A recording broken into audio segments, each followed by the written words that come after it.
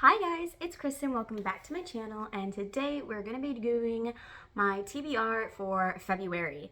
So it seems like the people just stopped, but if you hear anybody, I think they're blowing leaves in the background. I'm going to try and take it out in like post production. We'll see if it works, but let us look at what I am hoping to read this month. So, same story as always, picked out 8 books. So, the first book that I'm hoping to finish reading the series this month, because I've already started it, is the last book in the Stalking the Jack the Ripper series. This is Capturing the Devil by Kiri Manscalo. And I read all of the other books in my January reading wrap-up, which will be coming out next month. So this is just summing up. They are in America now, and I'm at a point in the book where there has been a couple murders already, and they're very similar to the Jack the Ripper murders, and there is possibly the potential that her brother was not working alone, and that there's actually someone else who really was the person doing most of the murdering. So we'll kind of see where that goes.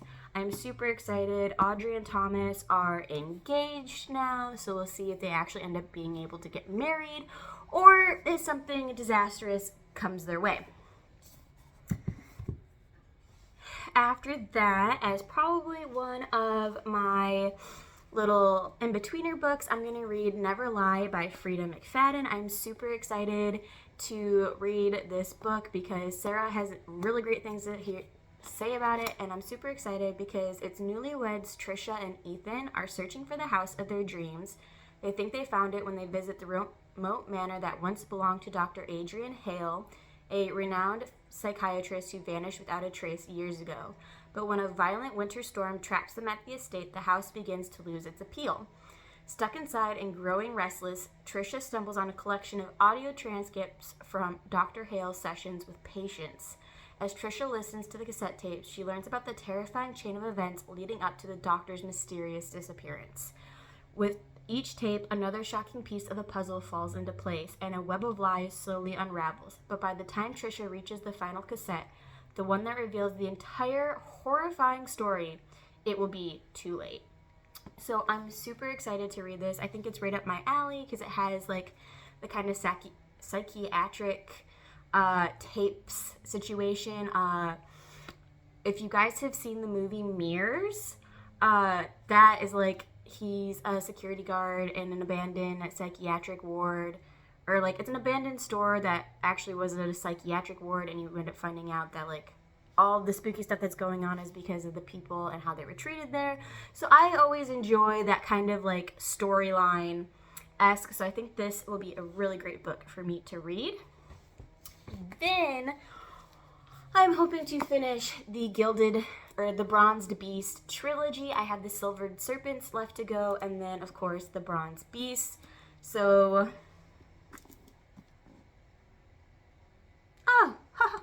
this came from a Texas A&M library, which I find quite hilarious. But in the second book, Severin and his team members might have successfully thwarted the fallen house, but victory came at a terrible cost, one that still haunts all of them. Desperate to make amends, Severin pursues a dangerous lead to find a long-lost artifact rumored to grant its possessor the power of God.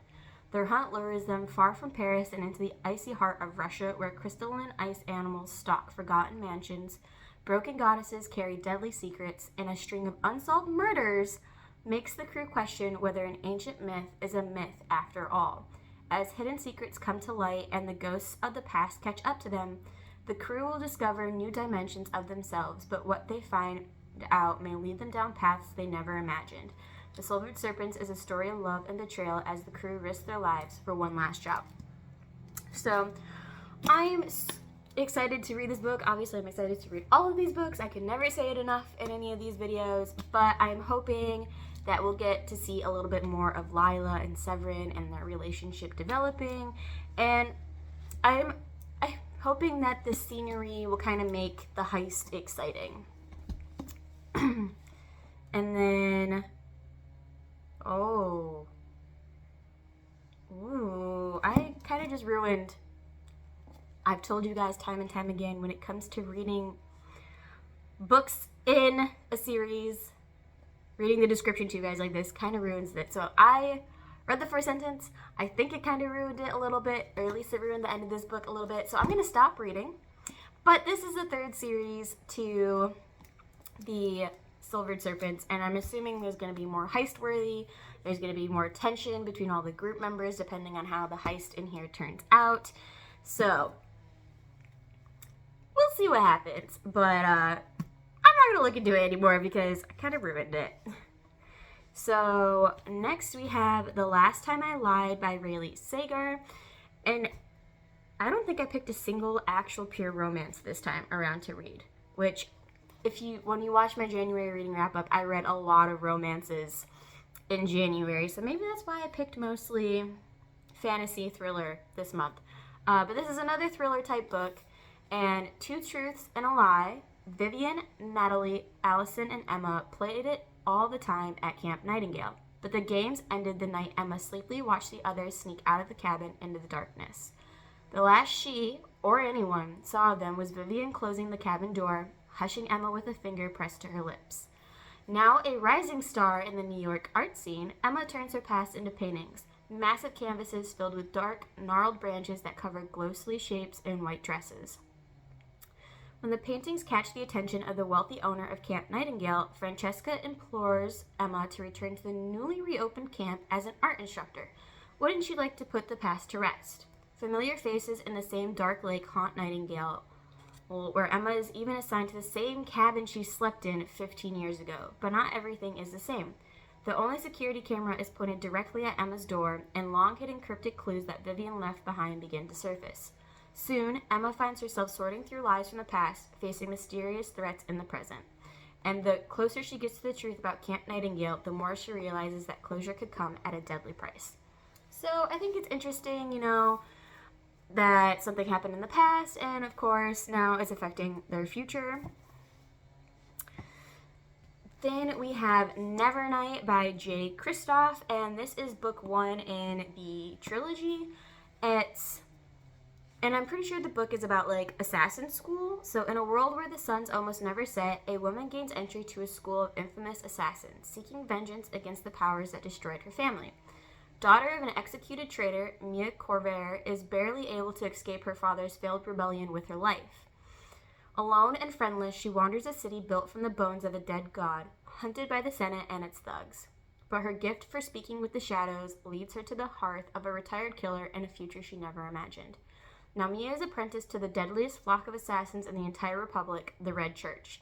Deadly trials await her within the church's halls, blades and poisons, treachery and death. She survives to initiation. If she survives to initiation, she'll be inducted among the chosen of the Lady of Blessed Murder and be one step closer to the one thing she desires, revenge. So I'm excited to see where her revenge actually takes her, and the kind of writing that takes place in terms of the action scenes and really propelling the plot forward. So next I have the Southern Book Club's Guide to Slaying Vampires by Grady Hendrix, and I've heard really good things about this book as well. Patricia Campbell's life has never felt smaller. Her husband is a workaholic, her teenage kids have their own lives, her senile mother-in-law needs constant care, and she's always a step behind on her endless to-do list. Aren't we all, Patricia? Aren't we all? The only thing keeping her sane is her book club, a close-knit group of Charleston women united by their love of true crime. Then James Harris walks into her life during the summer of 1993. He makes her feel things she hasn't felt in years, but when children on the other side of town go missing, Patricia wonders if he's connected. Is he a Brad Pitt, a Bundy, or something much worse? So I'm guessing that it's going to kind of be like them trying to investigate, and they think that he might be a vampire, or maybe through their investigation they find out that he's a vampire, and that's what makes this book super duper crazy. We'll find out. And this has been on my to be bought list. I think it was on my list for 2 months in a row for me to buy this. I never bought it because I was reading so many series that they just kept jumping the line because I wanted to be able to finish them, because I like to binge things. I like to binge a book series. I like to binge a television show. So when I have to wait Like, for instance, for the new book in the Fourth Wing series, it kills me. It kills me inside just a little bit to have to wait so long for something so good. And I've never been on the side where I've had to wait because I never like bought very recent books because like I was thrifting books or they were gifts or something. So,